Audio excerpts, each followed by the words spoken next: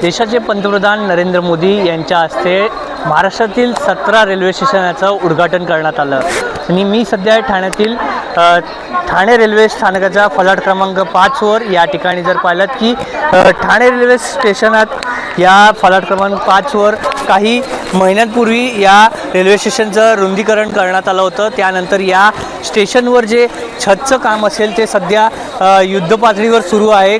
या ठिकाणी जर पाहिलं की आता पावसाळा सुरू झालेला आहे आणि या ठिकाणी मोठ्या प्रमाणात प्रवासी ये जात करत असतात, त्यामुळे या ठिकाणी जर पाहिलं की मोठ्या प्रमाणात जी विद्युत वाहिनी आहे ते लटकलेल्या अवस्थेत आपल्याला दिसून येत आहे। काही ठिकाणी रस्सीच्या सहाऱ्याने या ठिकाणी विद्युत वाहिनी ते लटकली गेली आहे, ते कुठेतरी पडली तर जीवितहानी होण्याची शक्यता देखील आहे।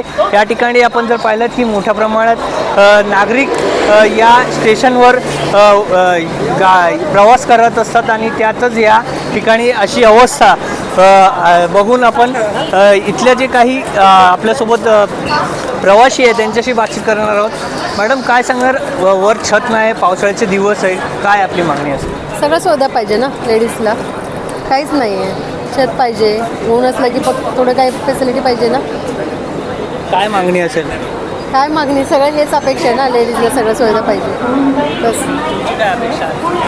काय नाही, छत झालं पाहिजे की नाही झालं पाहिजे, फॅसिलिटीज पाहिजे ना। स्टेशन परिसरात स्वच्छता आहे का? नाही आहे, सगळे घाण आहे, थुकलेले असतात, चपले पडलेले असतात, कचरा असतो।